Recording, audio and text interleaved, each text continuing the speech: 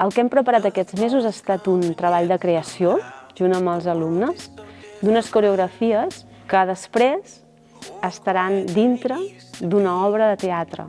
Això és un projecte d'arts escèniques. Va néixer en el moment en què Agitart es posa en contacte amb l'institut per introduir la dansa a les escoles.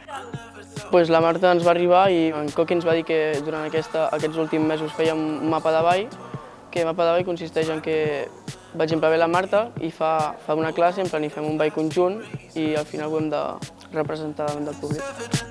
Part del segon trimestre i tercer trimestre, des d'Educació Física, només treballen amb Agitart. I els alumnes de llatí, escollirem un mit amb els alumnes dels que treballem, i introduirem la dansa a dintre l'obra, que això és el que fem. Les danses estan incorporades en el guió de l'obra. Agitart i nosaltres sempre ens hem entès molt bé. Entrem en contacte abans perquè ells reben l'obra, jo demano com m'agradaria que introduïssin la dansa a dintre l'obra i aquestes magnífiques coreògrafes creen el que han creat, en aquest cas la Marta Mora.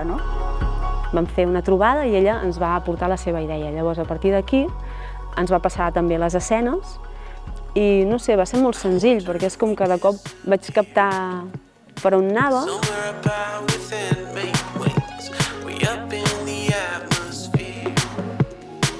Ha vingut i ens ha dit farem aquest tema i ens ha ensenyat tot el ball i el teníem que fer en un mes o així. Hem posat un gra de sorra cadascú de nosaltres i al final ha sortit tot això que ha sortit. Ho dic perquè jo moltes vegades portava la idea de casa, que volia treballar, però llavors ho provava amb elles i ells i acabàvem de perfilar-ho o elles em donaven més idees. Portem més dies a l'ISTI, al pavelló, fent el ball, però a vegades ens canvia les coses aquí. I avui hem fet un canvi, però tot bé. He aconseguit que qui més qui menys estigui immergit en aquest procés i en aquesta vivència, i això per mi és un repte assolit.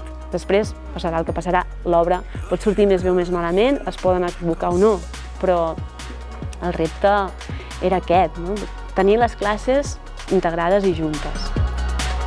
Hem fet moltes rotllanes, moltes. Crec que en aquests cercles que fan que ells mateixos vegin que estan formant part d'un grup i que és vivencial, és que si jo estic fent aquesta coreografia, l'estic fent i tots l'estem fent enrotllant. I després ja la posem de cara a escena.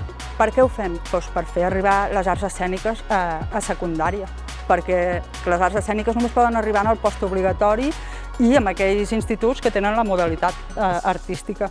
Si no, no arriba. Vam presentar aquesta activitat i ens la van denominar com a pràctica d'innovació educativa de referència. Vull dir que estem molt contents.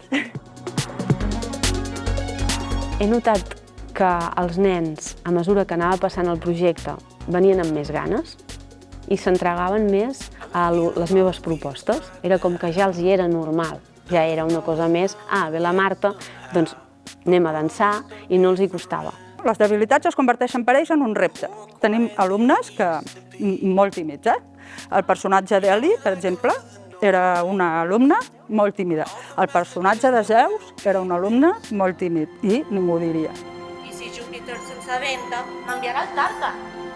Avui hem fet un assaig general perquè avui a les 6 tenim que fer el ball i va de naixement de Venus. I és com ja traïció, i així va del ball. Sí, és algo molt xulo i la Marta també en sap molt i ens ha ajudat molt durant el final i sortirà bé, esperem que surti bé. Sí, energia així, tots ballant, m'ha agradat molt.